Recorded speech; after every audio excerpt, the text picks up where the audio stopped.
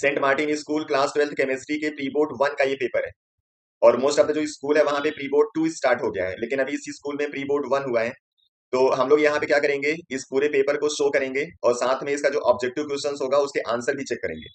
और यहाँ पे पेपर शो करने का मतलब बस इतना ही है कि आप लोगों का जो सिलेबस है कंप्लीट हो चुका होगा, आप लोग रिवीजन कर रहे होंगे, तो मेरे साथ आप इसके आंसर्स लिखते जाएंगे और चेक कर लेंगे अभी आपके कितने क्वेश्चन सही हो रहे हैं।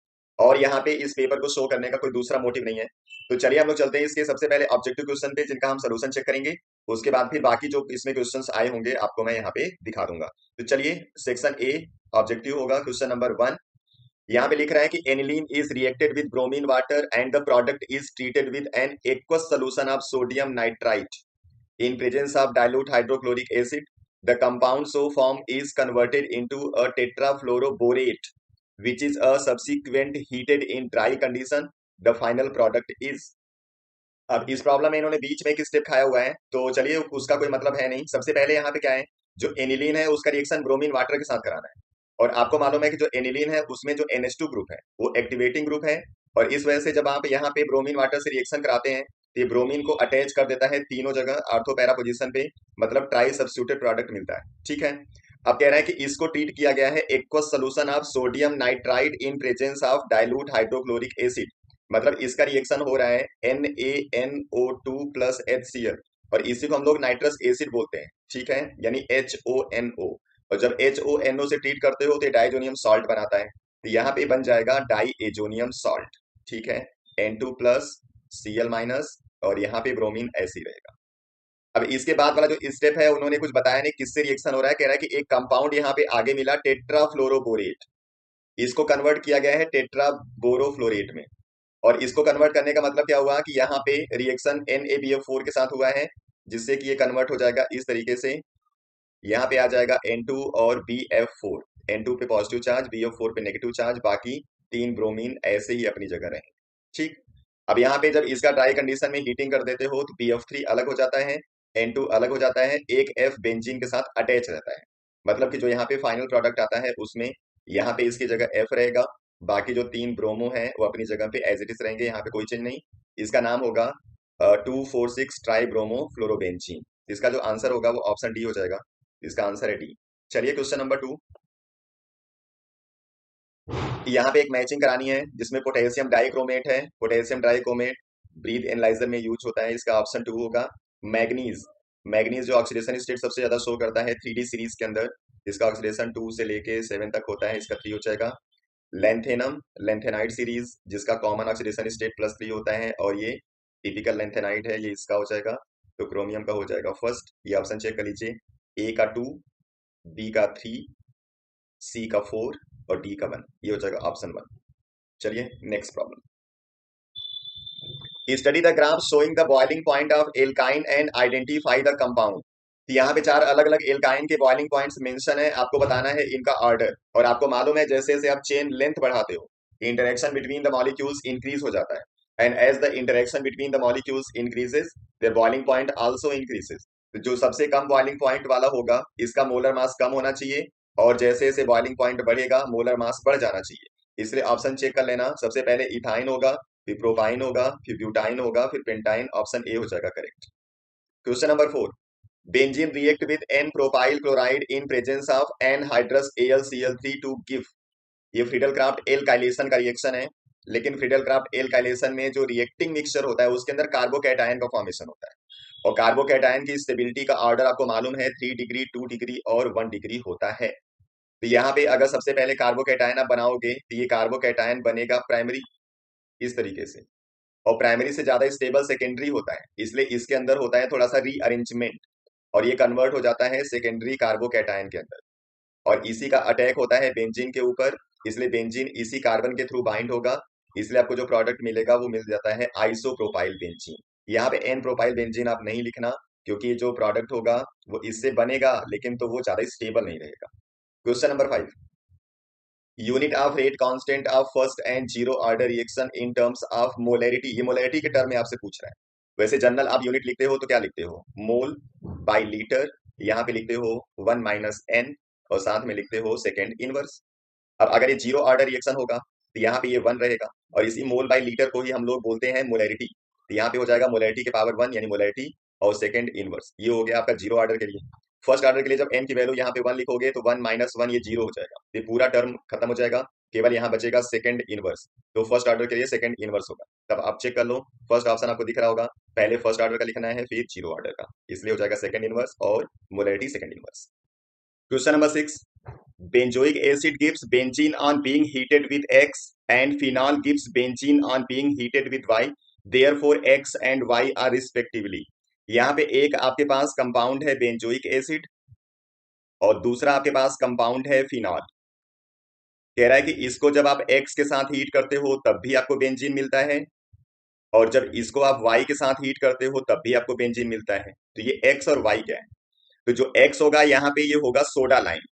सोडा लाइम मतलब NaOH प्लस CaO। इसके साथ जब आप रिएक्शन कराते हो तो Na2CO3 के फॉर्म में बाहर हो जाता है और यहाँ पे बच जाता है एक H जो इसके साथ बाइंड होकर बेंजीन बनाएगा। और दूसरा यहाँ पे फिनॉल होगा, इसका रिएक्शन जब हम कराते हैं जिंक डस्ट के साथ तो ZnO बाहर हो जाता है और ये H इसके साथ बाइंड होकर बेंजीन बना देगा। तो यानी कि आपका जो X होगा वो सोडा लाइम होना चाहिए और जो Y होगा वो जिंक डस्ट होगा, इसलिए ऑप्शन डी करेक्ट हो जाएगा। Question number 7, the electronic configuration of gadolinium atomic number 64 is. यहाँ पे एटॉमिक नंबर मेंशन है इसका और लेंथेनाइट शुरू होता है 57 से। तो पहले इसकी कहानी क्या है समझ लीजिए, फिर हम इसके आंसर पे आएंगे। जब भी आप कॉन्फ़िगरेशन इसका लिखोगे तो आपको करना क्या होता है, जो पहला इलेक्ट्रॉन इसका आएगा उसको डालना है डी के अंदर। तो 4f आप लिखोगे 0, 5d के अंदर लिखोगे 1 और 6s 2 रहेगा, ये हमेशा 2 रहेगा, ठीक है। अब उसके बाद 57 के बाद जैसे 58 59 लिखोगे तो डी का इलेक्ट्रॉन भी आपको एफ के अंदर डाल देना है, यानी डी यहाँ पे रहेगा 0 और सारा इलेक्ट्रॉन आपको एफ के अंदर ऐड करते जाना है, ठीक है। अब उसके बाद जैसे ही एफ के अंदर हो जाएगा 7 इलेक्ट्रॉन तो उसके बाद एक इलेक्ट्रॉन आपको फिर डी के अंदर छोड़ना पड़ेगा। उसके बाद जैसे ही 7 के बाद एक्स्ट्रा जाओगे 8 9 10 पे तो फिर डी का इलेक्ट्रॉन भी इधर शिफ्ट हो जाएगा। तो जब आप 7 इलेक्ट्रॉन यहाँ पे और एक इलेक्ट्रॉन यहाँ पे लिखोगे तो टोटल यहाँ पे 8 इलेक्ट्रॉन होना चाहिए एफ के अंदर। तो आप यहाँ से 57 से शुरू करोगे 64 तक पहुंचोगे तो कुल 8 इलेक्ट्रॉन यहाँ पे आएंगे, यानी कि 8 इलेक्ट्रॉन होगा तो 7 इलेक्ट्रॉन एफ के अंदर आ गया, एक डी के अंदर आ गया, बाकी S2 ऐसे ही रहेगा। तो यही होगा 64 का। जैसे 65 पे जाओगे तो एक इलेक्ट्रॉन बढ़ गया तो वो इलेक्ट्रॉन और डी का इलेक्ट्रॉन दोनों इसके अंदर आ जाएंगे, तो आपको 4f9 लिखना पड़ेगा और 5d 0 लिखना पड़ेगा। कभी इसका चेक कर लोगे तो डी ऑप्शन सही हो जाएगा, f पे 7, d पे 1, s पे 2। क्वेश्चन नंबर 8 है, complete hydrolysis of cellulose give. जो सेलुलोज होता है वो डी ग्लूकोज का पॉलीमर है, इसलिए हाइड्रोलिसिस करने पे आपको डी ग्लूकोज मिलेगा।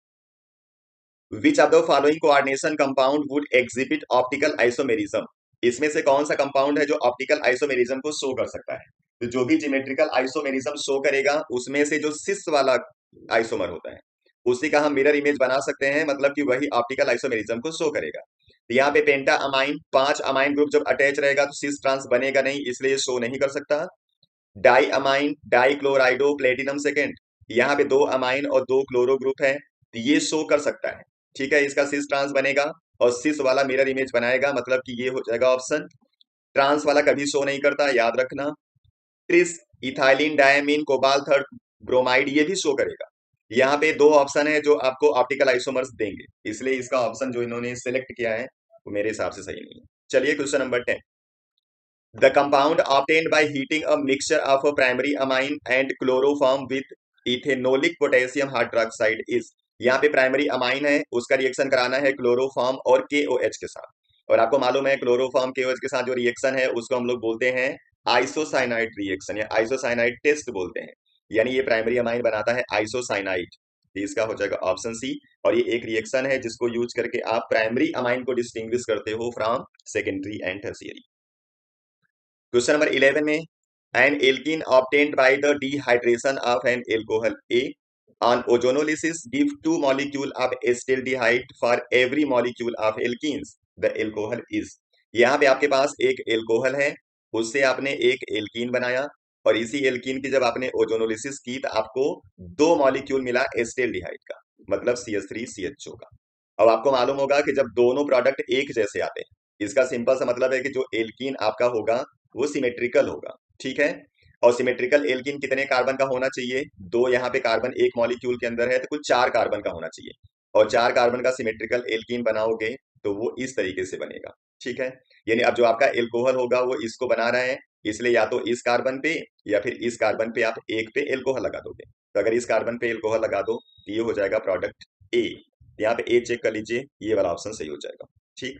Question number 12, the rate of reaction depends upon, इसमें से कौन सा फैक्टर है जो रेट ऑफ रिएक्शन को इफेक्ट करता है?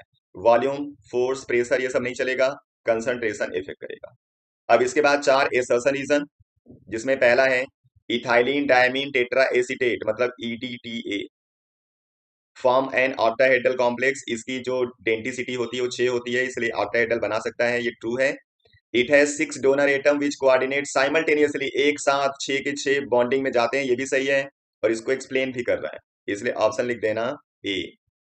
14 है KCl NaCl NH4Cl cannot be used in the salt bridge of a cell having silver, ये बिल्कुल करेक्ट है, क्योंकि सिल्वर जब इनके साथ रिएक्शन करता है तो सिल्वर क्लोराइड का बनाता है प्रेसिपिटेट, और रिएक्शन में आपका ये जो कंपाउंड है सॉल्ट ब्रिज के अंदर जो कुछ भी हम यूज करते हैं इलेक्ट्रोलाइट, वो रिएक्शन नहीं करना चाहिए, ये रिएक्शन कर रहा है इसलिए इसको यूज नहीं करते, मतलब ये ट्रू है।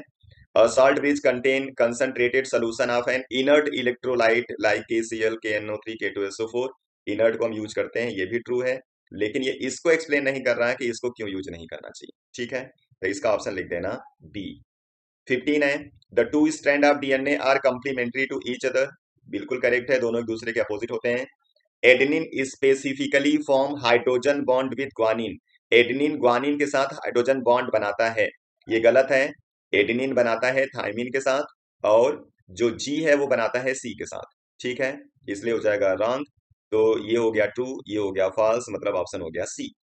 16 है according to transition state theory for the formation of an activated complex one of the vibrational degree of freedom is converted into translational degree of freedom, ये बिल्कुल ट्रू है।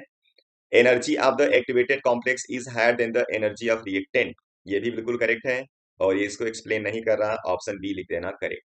ये हो गए पूरे ऑब्जेक्टिव। अब इसके बाद चलिए हम आपको बाकी जो प्रॉब्लम्स है उसको शो कर देते हैं। तो सेक्शन बी, क्वेश्चन नंबर 17, यहाँ पे 21 तक है ऑप्शन बी में। उसके बाद सेक्शन सी, क्वेश्चन नंबर 22 से लेके 26 तक, अभी देख लीजिए। उसके बाद है यहाँ पे 27, 28, देन सेक्शन डी 29, ये केस बेस्ड प्रॉब्लम है। देन 30 के क्वेश्चंस यहाँ पे हैं। उसके बाद सेक्शन ई आ गया, क्वेश्चन नंबर 31।